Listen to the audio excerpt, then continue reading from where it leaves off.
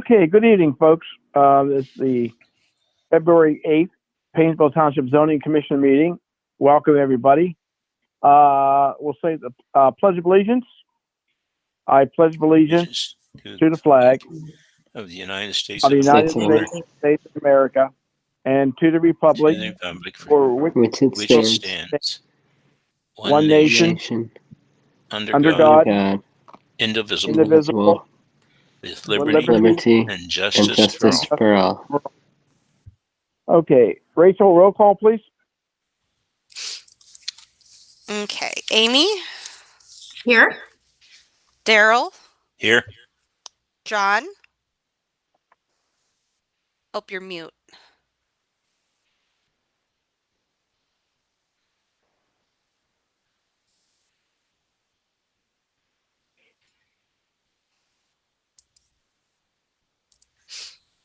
John, you're mute. Unmute yourself, John.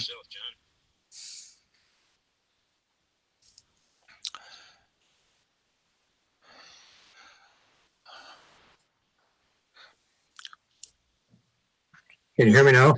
Oh. That's it. Yep. Okay, I'm here. Okay, Bailey? Here. And Chairman? Here. Okay. Okay. Did we get any questions or commentary from the general public from either Rachel, Richard, or Harley? None came to me. The only thing I was aware of, I was contacted by our reporter from the News Herald, who I anticipated was going to be online with us tonight, but I don't see where she's logged in. Okay. Anybody else, Rachel or Harley? I have not received anything, no. Okay. Okay, then. Okay. Perfect. Then I will I'll call the regular meeting to order then. And Rachel sent out the minutes of the January 11th meeting. After reading them, have any corrections need to be made?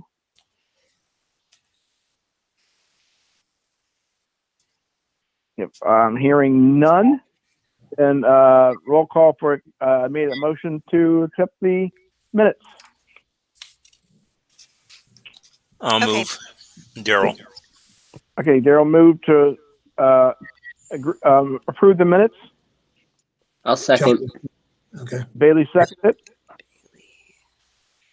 Discussion. Rachel, roll call, please. Okay, Bailey? Yes. Daryl? Yes. Amy? Yes. John? Yes. And Chairman? Yes. Okay, thank you, folks. We have no public hearings. We have no site plan or architectural reviews. New business. New case 21ZC as in 01, sections 5 and 6. Harley, this is yours, so I'll let you explain it to us.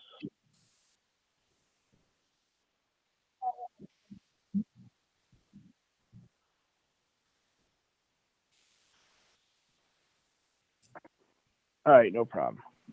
Yeah, we had it on the agenda as 21, but not on the case number. Okay. Got it. On the application, correct.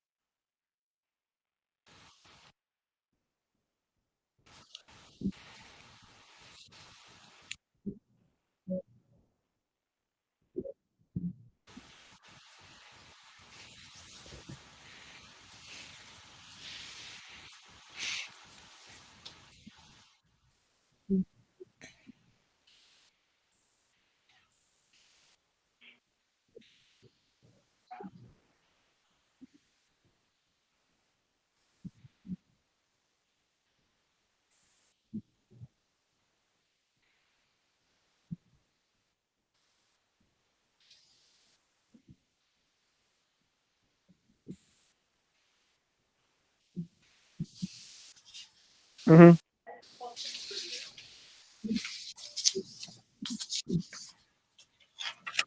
Harley, can I ask a question?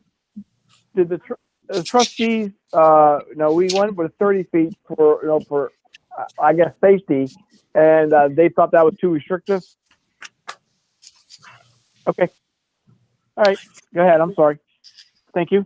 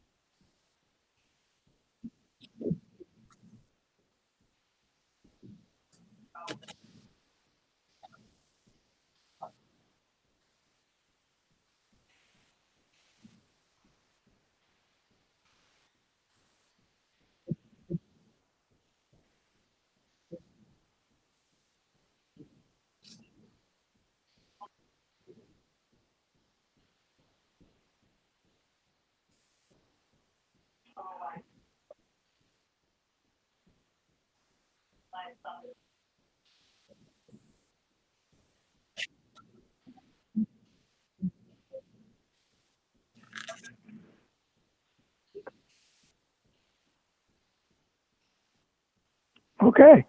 Thank you.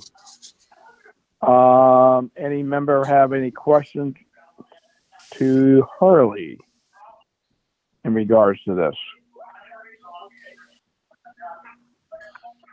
I kind of want to double check something with Harley. Now that I've had a chance to really read this, and it's my fault. I put it off till the last minute to take a real close look at it. Um, here's what makes me a little bit crazy. The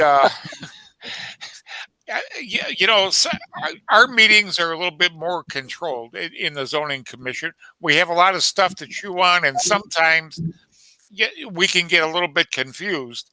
Uh, the trustee meetings are a little bit more, let's say, dynamic, and sometimes we get a little bit rushed, and things aren't looked at in enough detail. and then again, sometimes during the evening, I'm kind of getting a little bit old, and I'm not as sharp as I am at 8 o'clock in the morning. But by the time evening comes, but No, sir. with this line of sight safety triangle stuff, I specifically recall when the trustees were a little bit dissatisfied with the what they considered to be overly restrictive requirements we were putting on corner lots. They cited an example at 212 Hawthorne Drive, which is a corner lot. Its front door faces Hawthorne Drive, so the address is on Hawthorne. Their driveway is on the side on Buckeye Road. So it sits at the corner of Hawthorne and Buckeye, faces Hawthorne. The driveway is on Buckeye. They have a fence that comes out right along their driveway on the west side toward Fairgrounds Road on Buckeye, and then probably goes out to the right-of-way line and then makes a 90-degree angle and follows the lot line over toward the west, which would be the extent of their side yard. So they were trying to say they did not want a property owner with that particular kind of a configuration to suffer the loss of all that part of their yard by having to cut a 30-foot angle. So the question I have, Harley, am I right in understanding the trustees would really accept if they had to cut a 20-foot diagonal at that point? Or would they still be insisting that we protect the property owner with that particular kind of a configuration and allow them to take their fence all the way out to within 20 feet of the pavement?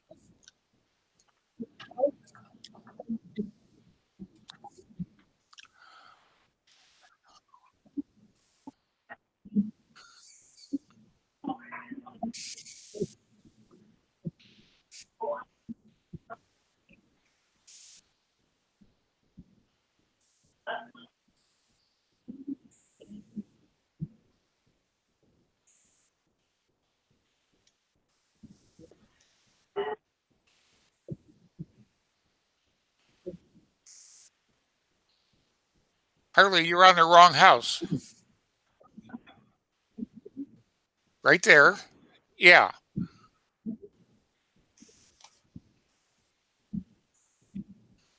Well, no, I thought this regulation, this definition in 5.95 says when a driveway intersects with a roadway.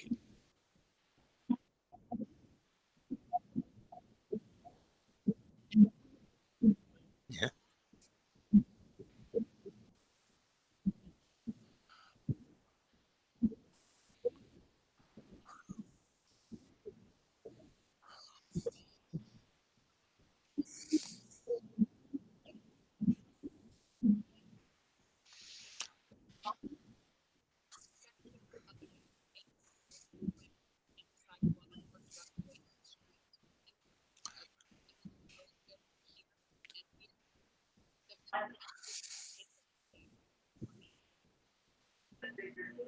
Not in that corner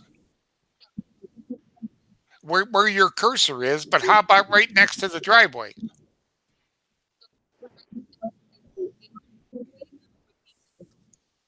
It would be. And you believe the trustees are okay with that?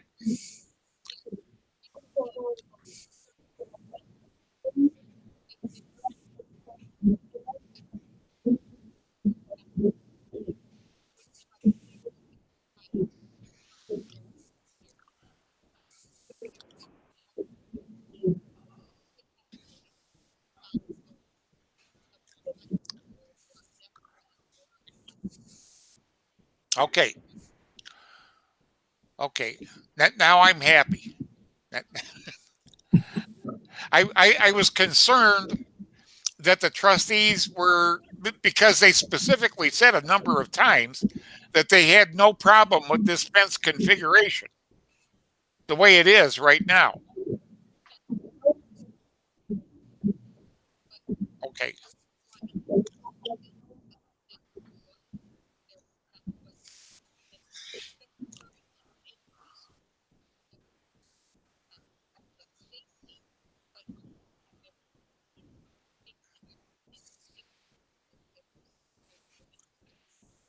Right. Okay. Okay. I love it. Okay, any members of the commission have any questions regarding this?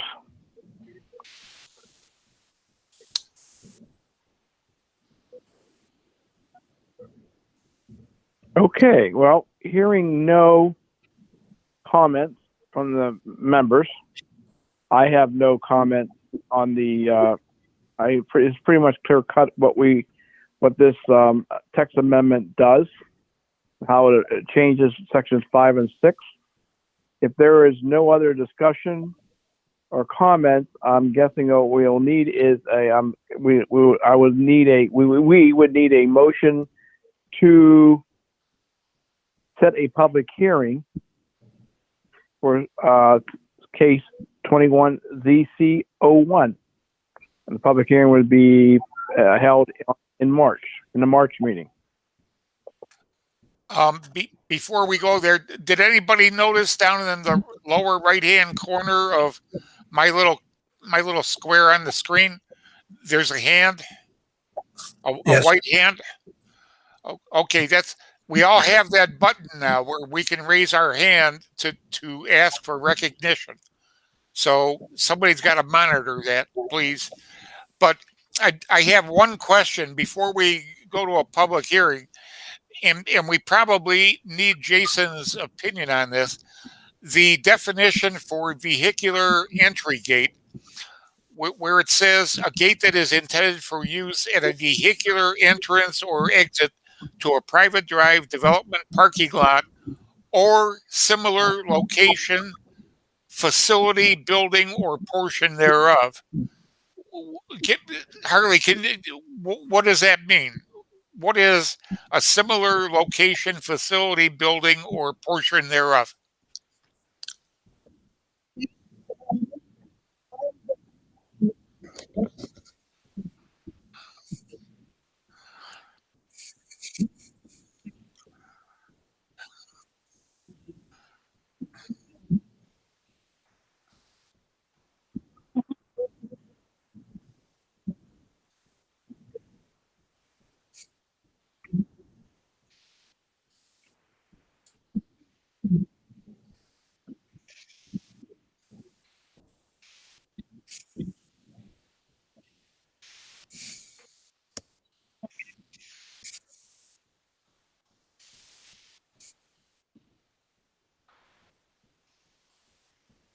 No. I just wondered what the intent was of that particular phrase, and I would like Jason's opinion on whether this particular wording serves that purpose.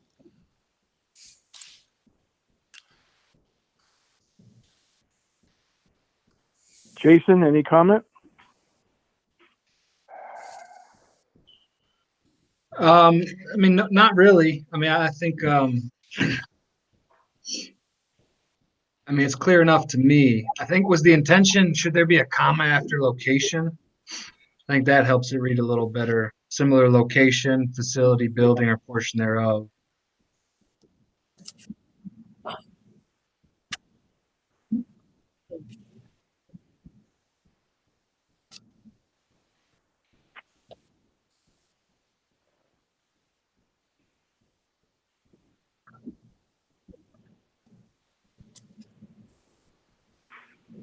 Okay. Plus, I don't know. At the end of the day, I'd have a hard time seeing anybody argue with me over what a vehicular entry gate is. I mean, we all know what they are. Yeah. Okay.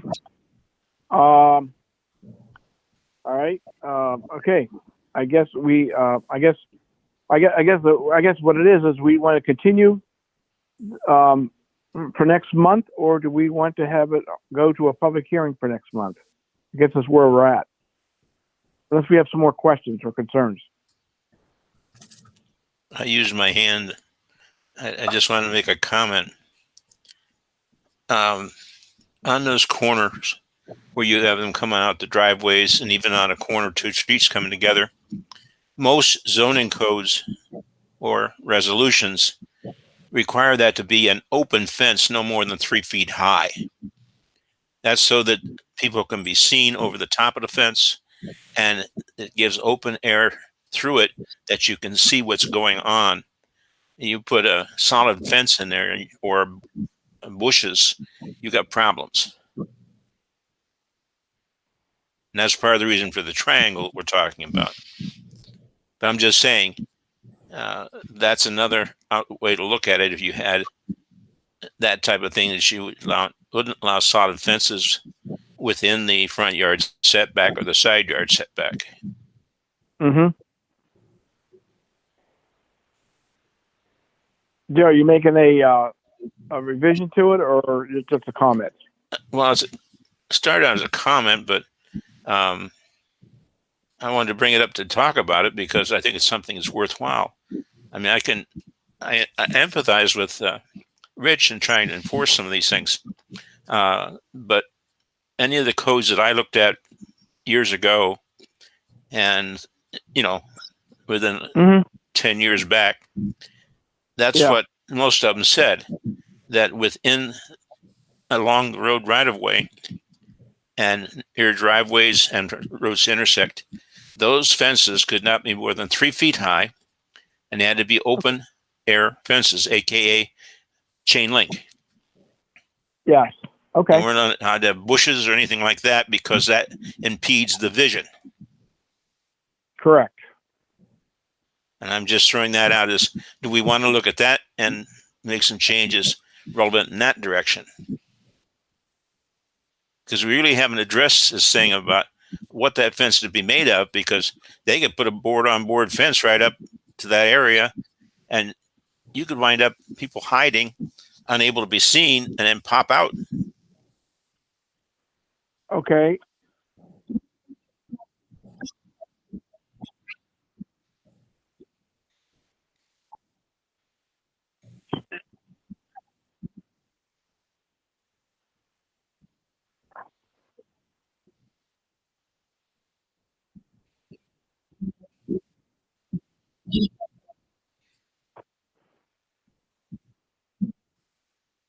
Yeah.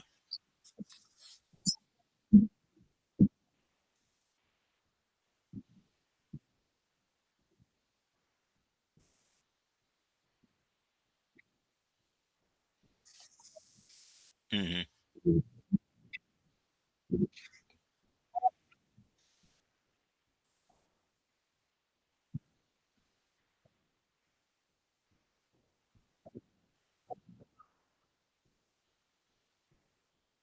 Mm-hmm.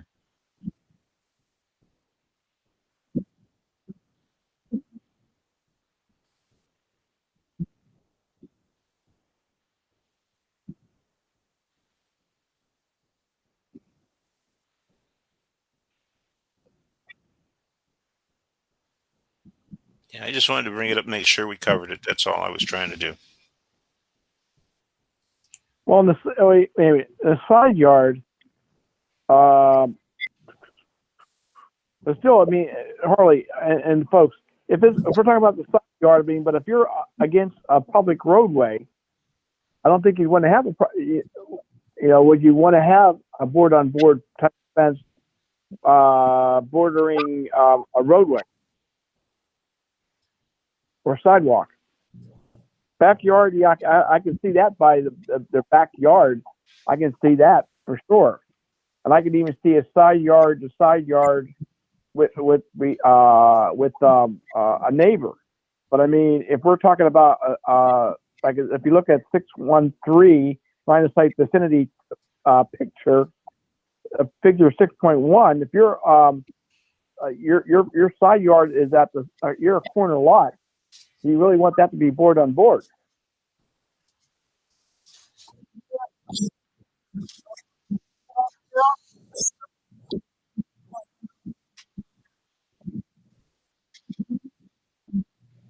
Okay.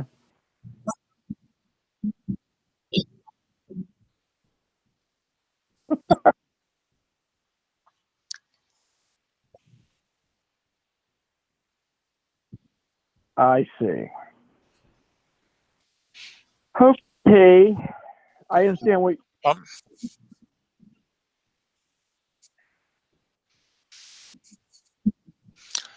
That is true.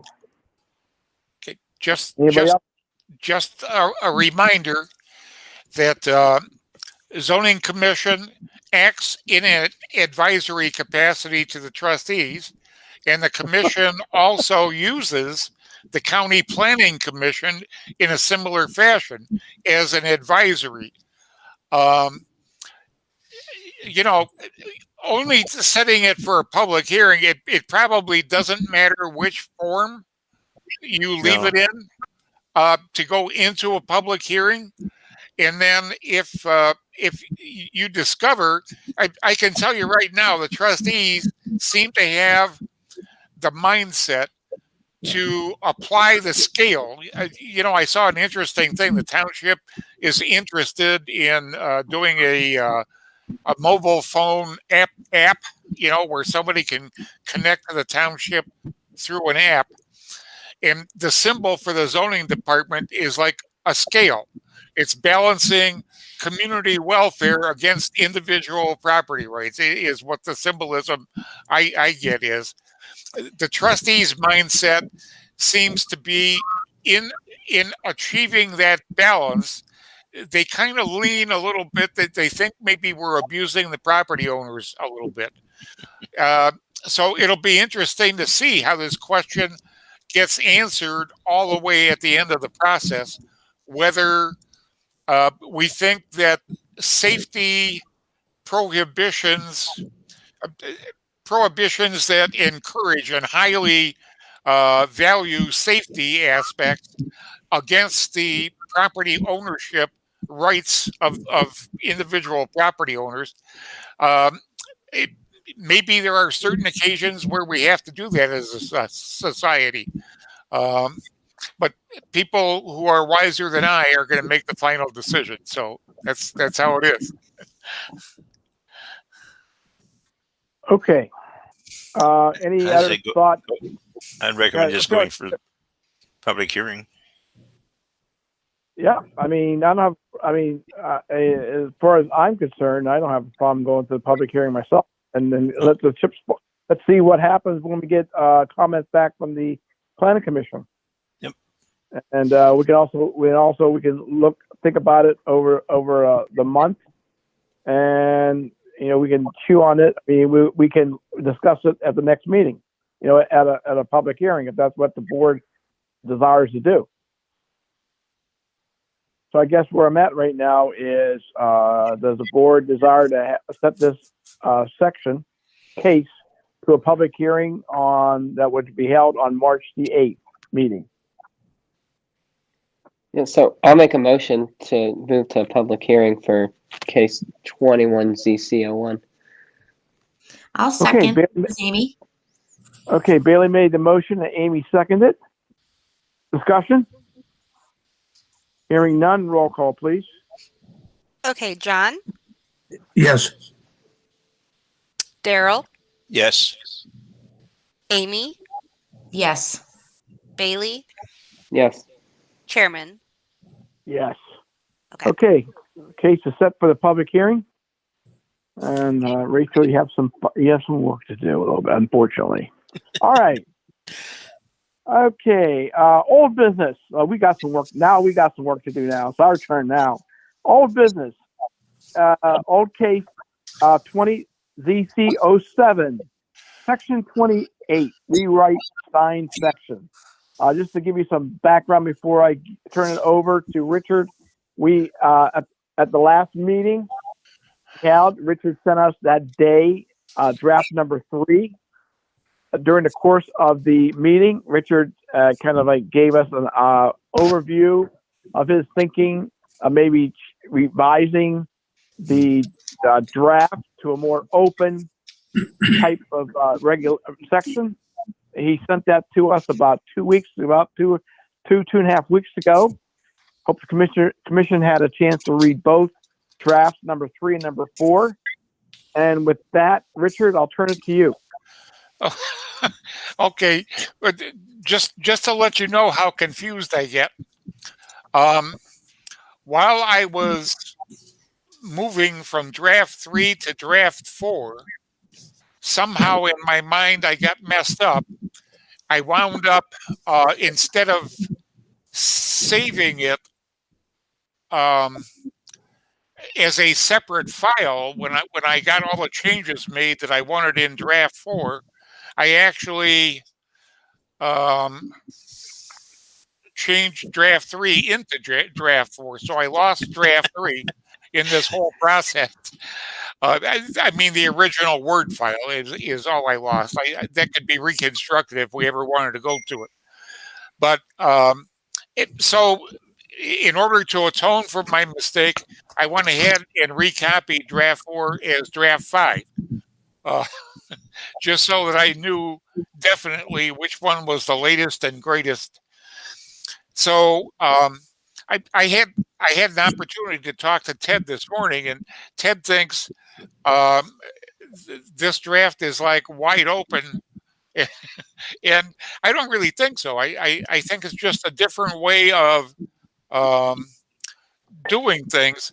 The main purpose in this whole thing was to try to get our sign regulations to a point where nobody in the world, especially if it ever got to the Supreme Court of the United States, like a few cases have, could accuse us of regulating signs based on content.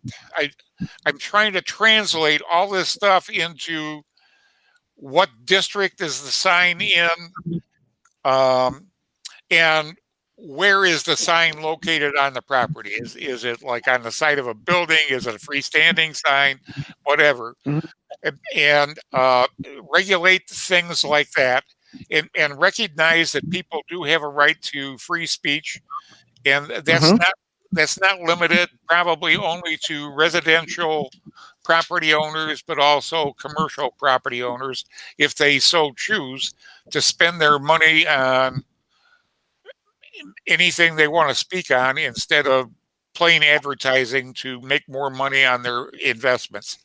So anyhow, this is the latest and greatest, and I even went to the trouble of trying to establish some kind of a formulative for distance from the roadways, and then incorporate some factors for letter height and sign area, and incorporate some factors for being able to translate that by the kind of a roadway that we're talking about, what the speed limit is, how many lanes of traffic, and so forth. So I wanted you guys to get a good look at what's here. Hopefully, we get very soon to any small details that you see that you have questions on. We can talk about anything that you think might need tweaked a little bit. We can take a look at how to tweak it. But it's time to really start chewing on this stuff, unless you're uncomfortable with this whole terminology thing. And I have to point out,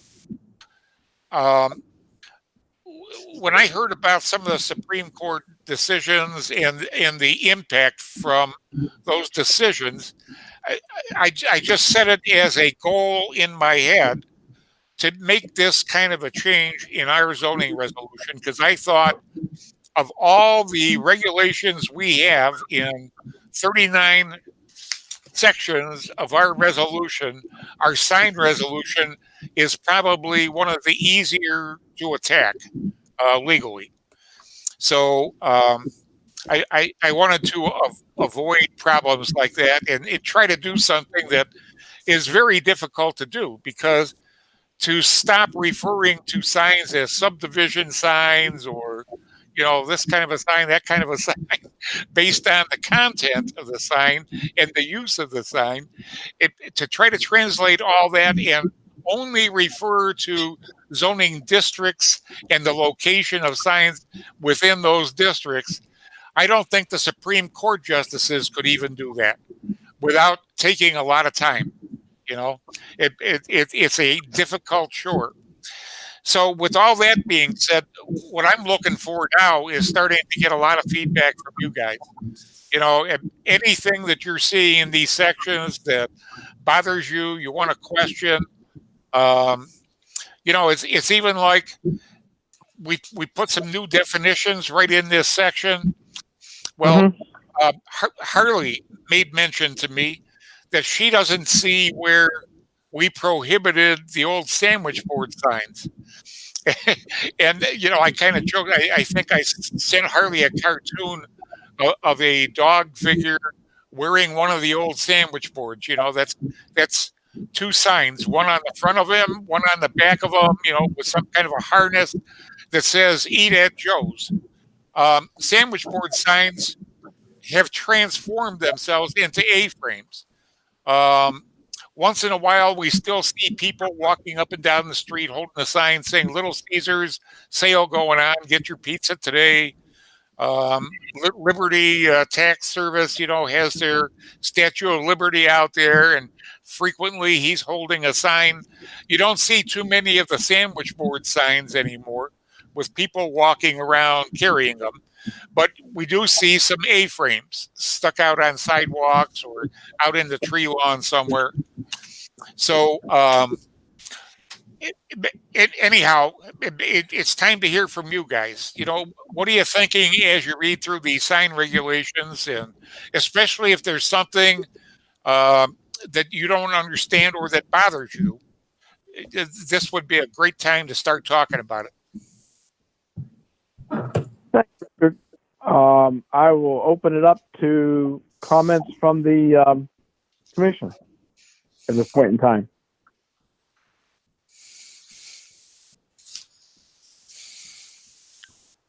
I looked over several times, and one thing, can you hear me, Rich?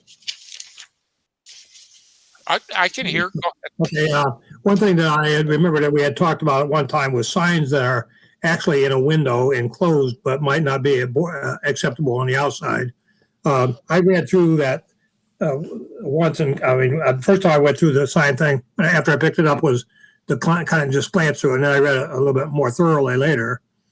I think it really covers almost everything I could think of, except for advertising by an airplane flying over with a pennant behind it.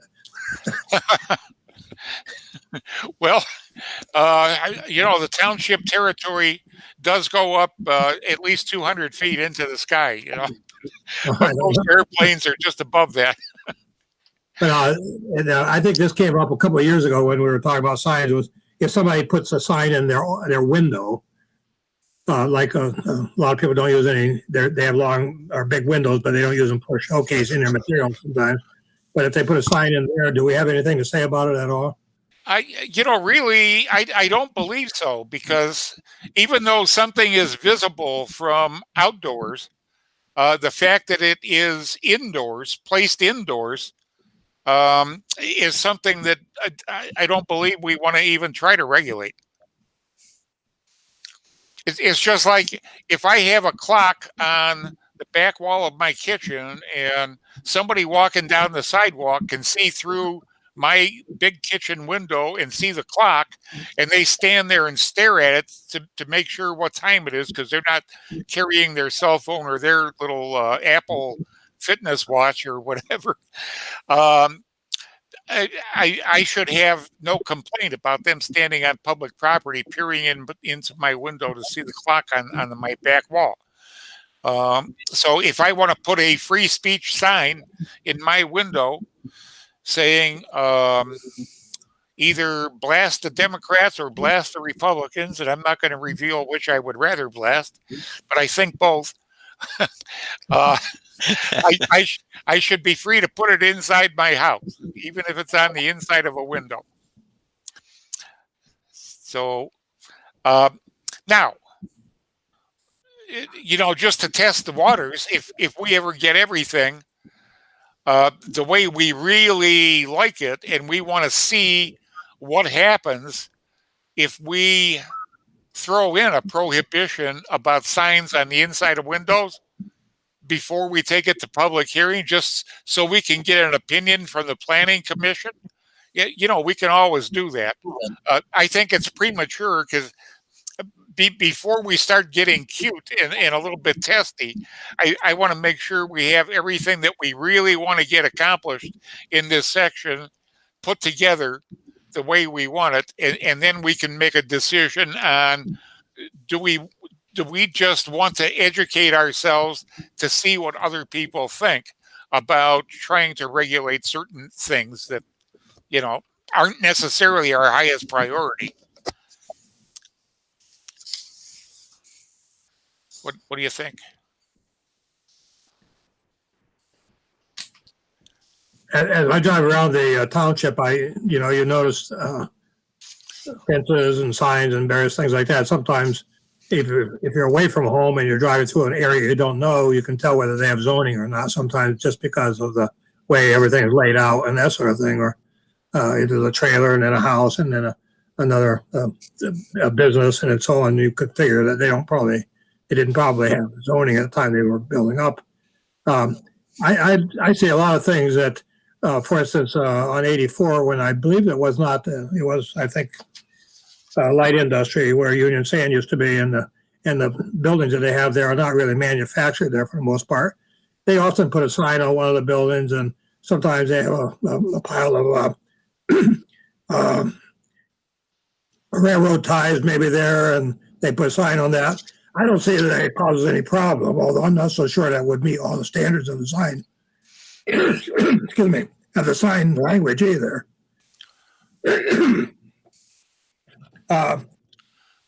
I think you covered almost everything I could think of in there. I didn't see a lot of.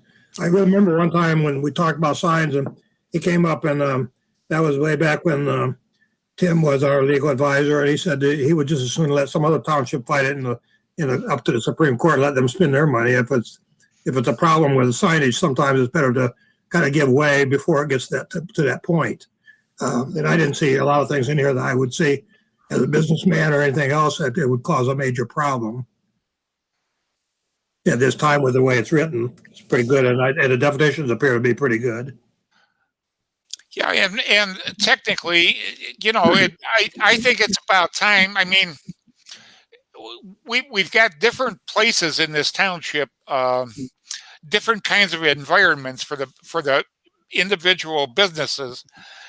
I would like to see businesses have a legitimate chance to have a little bit nicer, more liberal, business-friendly sign ordinance for permanent signs, which will take away the necessity that they sometimes feel for all these temporary signs, which really trash up the place. They're not readable for most cars, even on Menor Avenue, with a 35-mile-an-hour speed limit.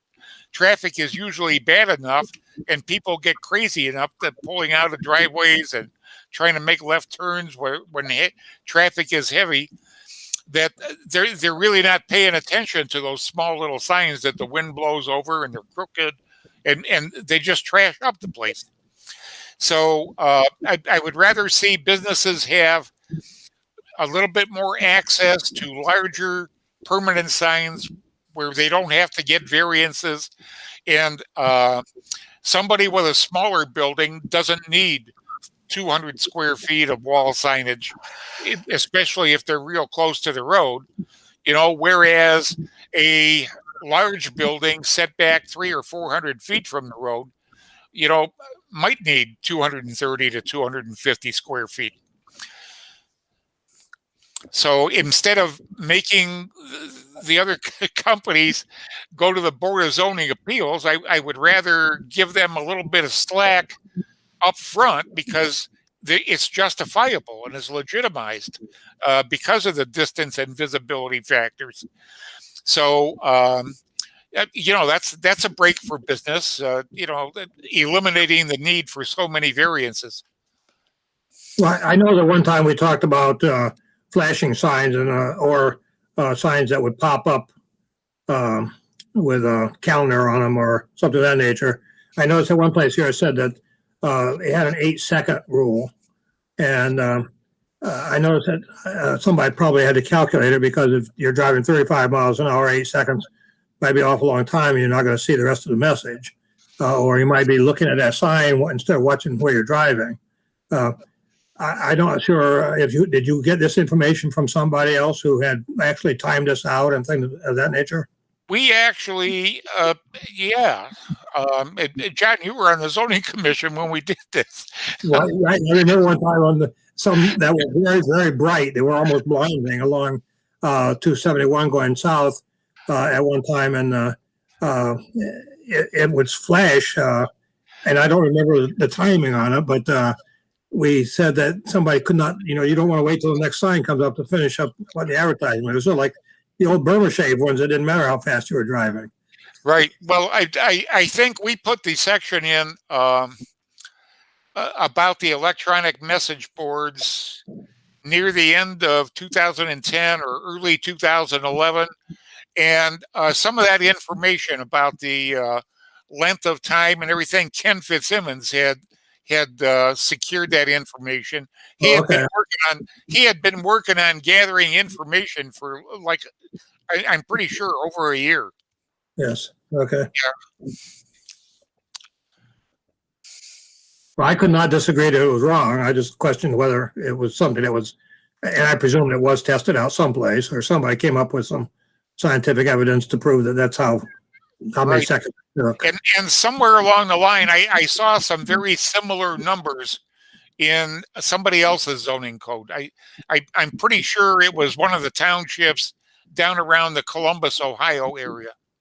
Okay. that had some very similar regulations for the electronic message boards as far as length of time before a message could change out, the minimum time it had to be on, and the maximum, not necessarily a maximum time, but the minimum time. And really, we only had one complaint so far about too bright of a electronic message board, and fortunately, the owner of that sign learned how to do a better job of programming it, and they quickly eliminated the brightness problem. But it was a learning curve for the business too. They got a new expensive toy, but they hadn't gotten used to how to do all the settings. So, but that's what happens. I mean, this is not necessarily a signage problem, but I also noticed that a while back I was looking for a street, which was actually in Concord, and the signage was on the other side of the road. But I was looking all over for, it was a fairly new allotment type of thing. But I also noticed that a lot of houses anymore are not putting up a house number very, very well. I did notice that some along the area over off Fairgrounds Road not too long ago when I was looking for a house number. About every fourth one I could see a fairly good number, but other ones I didn't know. I'm not sure if that's considered a sign. But a lot of industry, a lot of businesses don't have a prominent signage. If you want to say it was a house number is a sign or not. Yeah, I think I don't know where to put that. We did have a regulation that on a freestanding sign, the street address had to be part of the sign. Okay. I can't believe, did I take that off? Well, I might have missed it. I didn't see it, but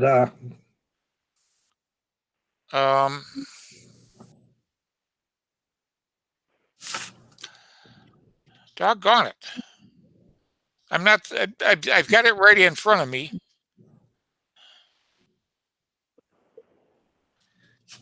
And I don't know that. I'm not seeing it. I'm not seeing it. Okay, well, I can't remember.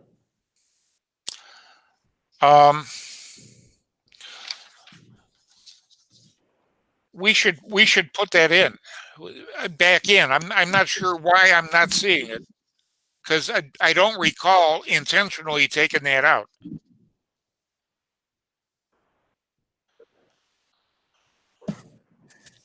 Oh yeah, such signs shall contain the street address. Okay.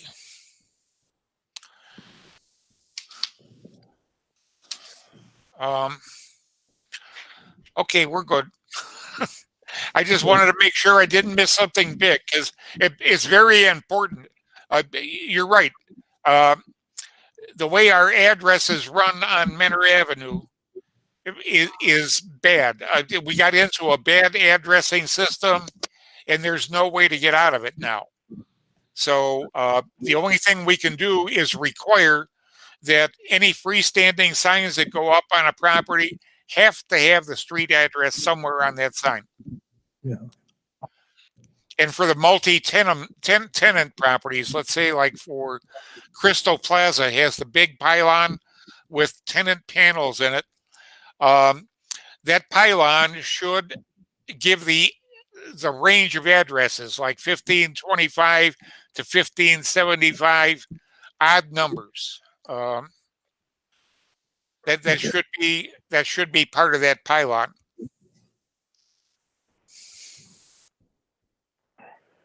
Okay. Any more questions or comments, John? No, that's all I have right now. Okay. Anybody else? Rich, I have a quick one. The wayfinding signs, and it's 2807N. Okay. I'm thinking of a situation where somebody may own multiple like parcels of land, and say they own like a corner lot and then a business down the street. Does this prohibit them from putting a sign on their property to direct people to their business down the street or on another parcel of land?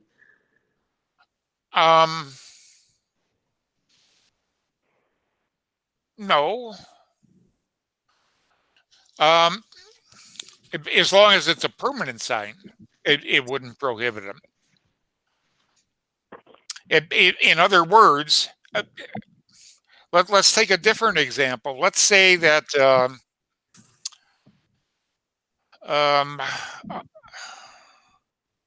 let's say that Heartland Health Foods in Painesville Commons Shopping Center has a good friend who lives at the corner, one house away from the corner of Fairfield and Menor Avenue, and wants to make a deal to put a sign on that residential property, even though it's Zone B1, advertising their location at the Painesville Commons.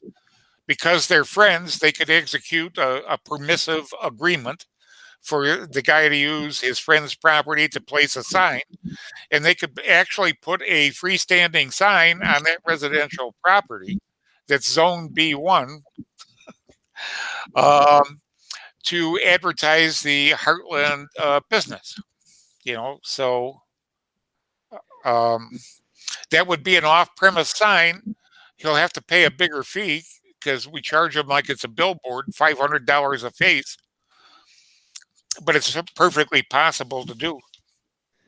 Okay, so is this? I guess let me ask it a different way. What does this prohibit then? This section. It prohibits Ryan Homes from sticking arrows in Ryan Homes with the name of a housing development at every intersection they can find in your township. Got it. Okay, that makes sense. Okay, I'm good. Thanks. And Ryan isn't the only one. I mean, all the major builders try to do that. Yeah, I know the specific example, so I know what you're doing. They hire third-party companies who don't know what the township's rules are, so they're innocent. Yeah. All right, thanks, Rich. Okay. Anyone else? I'll just say from a legal standpoint, Rich, I did have a chance to go through this pretty thoroughly. And I think the easiest way to get my notes to you is I marked up a copy in PDF and added notes, and I can just shoot that over to you, and we can have a follow-up discussion if necessary. There's cool. just a couple things I noted in here that might give us a legal snag. But tomorrow I'll shoot you over my copy that's all marked up, and we can follow up on that. Okay. Richard, I have a question for you. 2807, E as an effort. Okay. Okay. Let's see. We're going to prohibit any like balloons, banners that are part of the sign that are like tagged on the sign. Is that what we're saying? Period. Whether they're tagged on the sign or hung on the building or they're prohibited. Well, you have flags here. I guess that was hit me there. Flags or string of lights shall be prohibited. Okay. Now flags. We're gonna now is that the American? Because first thing off the bat would be American flag. Well, the American flag, the state of Ohio flag, we should exempt from this prohibition. Yeah. What we might want to do is give some thought to how many flags and is there a minimum size that we want to require on a property. If somebody wants to put an American flag out at a time other than a patriotic holiday, Mm-hmm. the flag should be kept in good condition, and maybe a minimum size of 5 feet by 7 feet or something like that. Yeah. And how many flags? Yes, I think that'd be something we should talk. I mean, we should maybe expand a little bit on this in this 2807E. Also, string of lights. Christmas time. That hit me too a little bit. I'm just kind of wondering how if a business wants to hang lights up for Christmas time or hang out like a tree outside their building or whatever the case may be, we're saying no to that. So I'm just wondering if, or some people do have lights outside their businesses. So my question is, what do we do about that?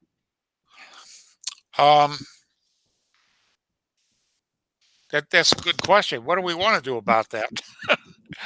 Here's the whole problem.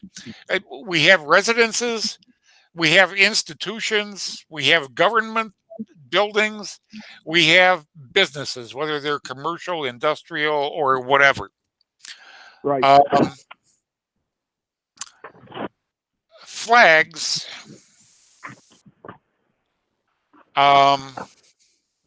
If we permit American flags, maybe we have to permit Irish, Italian, Iraqi, Chinese, whatever. I understand. To me, the American flag. We do have nutcases running around this country, mainly from the state of California. And some of them are actually members of Congress who want to see everybody treated exactly the same way. But if you're going to be a member of their party, you get treated better. All right. Well, okay. I guess I'm looking at somehow, some way, the American flag, the Stars and Stripes. How about that? The American Stars and Stripes, the Ohio state flag, governmental flags. Yes, the Italian flag or the Irish flag. Yes, that is a flag of a country. But I'm looking more at and that's something maybe Jason can think about. When he was maybe it's maybe one of his comments to you when he went through this section here, draft number 4. I think string of lights is something we should maybe not prohibit. We may have to do some wording on that. I don't know how the other commissioner members feel. But I think an E, we should take a look at maybe some of the things we're saying in E, what we're prohibiting, maybe not a good idea. I'm just throwing it out to the commission members to think about. I would just say briefly, as far as the flags go, you're either going to have to allow them or not allow them. I can't see any way allowing an American flag, but not allowing, an Irish flag is going to fly, because now you're getting into viewpoint regulations that it's just not going to fly. And I understand that, Jason, and I think that's I understand, because when I was talking, I'm figuring that's the reason why I brought you up as I was making my point. Probably yes, that would probably put us into a little bit of a legal situation. I really hate to prohibit flags. I really do. I think that's sending the wrong message. I think strings of lights, in my opinion, is sending the wrong message. But I don't think we should be prohibiting flags, because people would want to. And Jason, you're correct in saying that. People who are Irish or heritage or Italian heritage would want to proudly display their country's flag, their heritage flag. You're right. I agree with you there. So maybe we have to make a decision whether we want to just take all flags, and I hate to do that. I know it's opening up the flag Pandora box, but I hate to do that. I guess my opinion, also like I said, I'm still thinking about the lights. So I am open to other commission members' comments on this issue or any other issues they may have with this section, this draft number 4.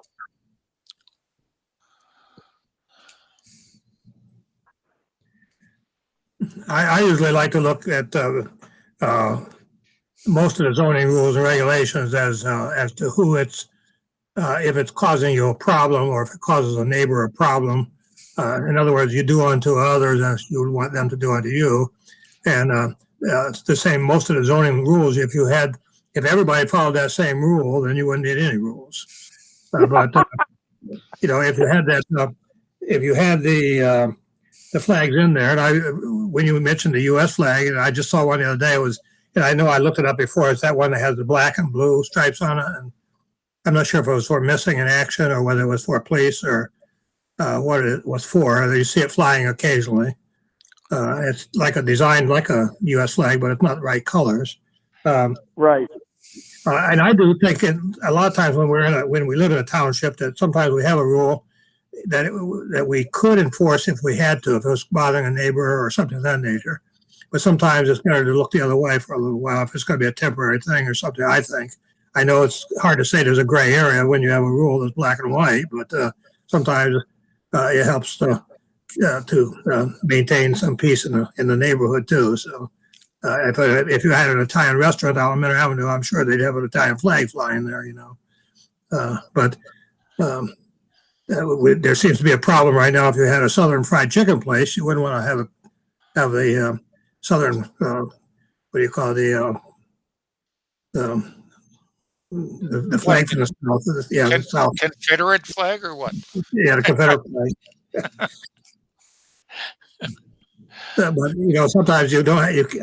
I see what the flag rule does. I didn't actually catch that part when it went through there. I was thinking, well, you could have maybe put the word advertising flags so that, you know, if you had a name or a letter on each pennant, or you did have pennants listed there too. But there are certain ways you could determine what a flag was and possibly fix that definition, but I'm not so sure. Like I say, it might be something that you wouldn't enforce too well anyway, or might not want to enforce it. It might keep somebody from adding something too, or putting something up if you say it's in there. But if they did it anyway, then I don't know. Would you want to go to court on it? I'm not so sure.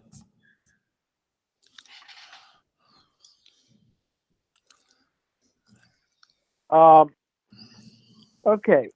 Anybody else have any other comments or questions for Richard or for Jason, that matter? I think, Richard, what we're going to do is Jason got some comments to you for review, and maybe do a rewrite draft number 5. I think commission members have some comments. They can email those to Richard. And my opinion is that we're not ready for a public hearing. We should just continue this case to next month. Is there a problem with that? If Jason said he had some things that he had to correct. So it's not ready to go anyplace yet, in my estimation.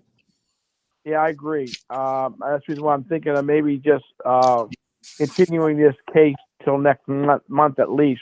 And if some other commission members, like Bailey had a question, a comment, I did, Daryl or Amy could look at it, and maybe they have a comment they could give to Richard, and maybe we could get draft number 5 and prior to the meeting in March. We might be able to look at that again and see where we're at. Maybe we're closer to going to a public hearing with this. But I guess the other question is for me, for the commission members, are the way Richard went from draft number 3 to draft number 4. It is as you can see, there's a big difference between the two drafts.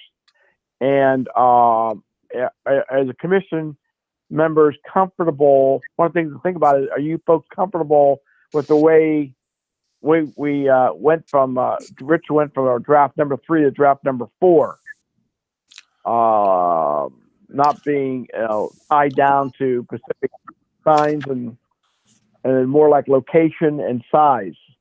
I mean, like he did. So that's something else that you folks to take a look at and see if we're comfortable with the way the section 28 is heading toward for a total rewrite, or final recommendation to the trustees. Yeah, and guys, just because maybe you didn't have an opportunity tonight to mention something, if there's something that you want to comment on, question over the next couple weeks, please do that, because I may start making some notes and start working on this, but I'll have a month basically to incorporate everything I can possibly incorporate. So if within the next couple of weeks you can share your thoughts or questions with me, I should be able to incorporate all that by the time and send it back out to give you guys a chance to look over it again before March 8th. Okay. I think that's the way we should go. Nobody has any objection to that. That's what we'll do. Hearing none, we'll just continue this case until March 8th. And I will go to agenda item number 9. We didn't have a public hearing, so none of us closed. We don't have any items held for public hearing. So we got that 10 done. Zoning inspector's report. Gee whiz, folks. I don't have too much to report right now. Harley and I are both, we just shared a little bit of conversation earlier today. We're hitting a point with the software company where they're going to be attempting to transfer our existing zoning data into the new format, and then we'll take some time for Harley and I to validate that all that data has been transferred successfully and it is accessible.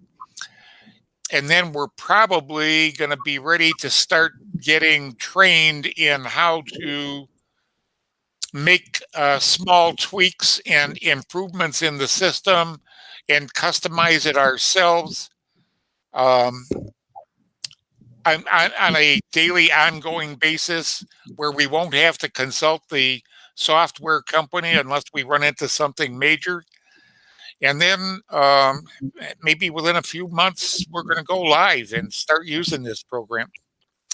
So that's a good thing. We're we're a little bit concerned that it's taking them so long to figure out how to transfer the data. So Harley and I both figure we're gonna probably hit a few glitches before we start smiling. And that's about it for tonight. Should be an interesting year. You know, I think we're going to have some commercial industrial stuff coming our way. So we'll see how that all goes. Okay, sounds good to me. Any further business to come before the commission? I don't hear any. So therefore, I will look for adjournment of the February 8th meeting and adjourn at 7:42. And folks, stay warm. Enjoy the next couple of weeks. It's going to be in winter for the next couple of weeks of weather. And we'll see you in exactly 4 weeks from today. Okie doke. Very good. Night, everybody. Good night, everyone. Good night. Good night, folks. Bye-bye. Bye. Bye, everyone.